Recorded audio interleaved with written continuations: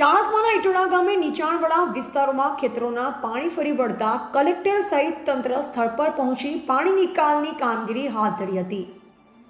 ગુજરાત રાજ્યની અંદર હવામાન વિભાગે કરેલ આગાહીના પગલે વરસાદ વરસી રહ્યો છે, ત્યારે ગતરાત્રિ દરમિયાન વરસેલા વરસાદના કારણે ચાણસ્મા તાલુકાના ઇટોદા ગામની આજુબાજુ આવેલા 5 જેટલા ગામોના ખેતરોમાં ભરાયેલ પાણી ઓવરફ્લો થઈ ગામ તરફ વળતા વરસાદી પાણી ઇટોદા ગામમાં નજીક આવેલા ઘરોમાં પહોંચવાની તૈયારીમાં હતા।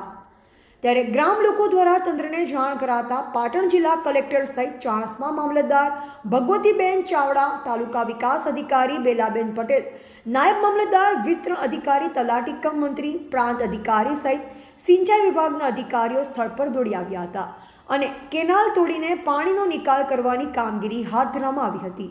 તેમજ અસરગ્રસ્ત વિસ્તારો નીચાણવાળા વિસ્તારમાં પાણી ભરાઈ જવાની તૈયારીમાં છે તેવા પરિવારોને પ્રાથમિક શાળાની અંદર સ્થળાંતર કરવામાં આવ્યું હોવાનું ચાણસ્મા મામલતદાર ભગવતીબેન ચાવડાએ જણાવ્યું હતું।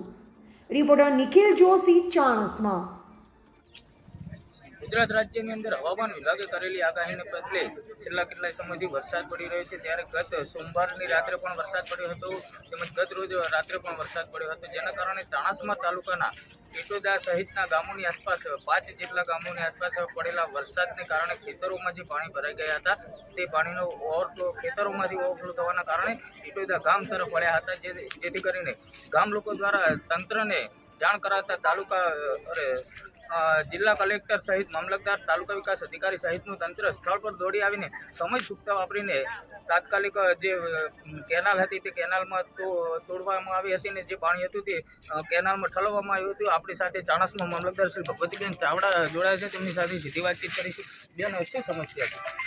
અત્યારે જે ભારે વરસાદની આગાહી હતી, જેના કારણે ચાણસ્મા તાલુકાના ઇટોદા ગામમાં આજુબાજુના 5 થી 6 ગામોના ખેતરોમાં જે પાણી ભરાઈ ગયું હતું ને એ પાણી અહીંયા ઇટોદા ગામમાં આવી ગયું હતું, જેની અમને તલાટી દ્વારા અને માજી સરપંચ અને ગામ લોકો દ્વારા રજૂઆત મળતા તાત્કાલિક માન્ય કલેક્ટર સાહેબ શ્રી, માન્ય નિવાસી અધિક કલેક્ટર સાહેબ શ્રી, પ્રાંત અધિકારી સાહેબ શ્રી, ટીડીઓ શ્રી, સમગ્ર તંત્ર અહીંયા આવી ગયું હતું ઘટના સ્થળે અને માન્ય કલેક્ટર સાહેબ શ્રી અને આરઈસી સાહેબ અને પ્રાંત અધિકારી સાહેબે સમય સૂચકતા વાપરીને એમના માર્ગદર્શન હેઠળ જેસીબીના દ્વારા આ પાણીનો જે કેનાલ અહીંયાથી પસાર થઈ છે એમાં નિકાલ કર્યો હતો। હાલમાં આ પાણી જે ભરાણું હાલમાં કોઈ નુકસાન ખરું? ના, હાલમાં કોઈ નુકસાન નથી।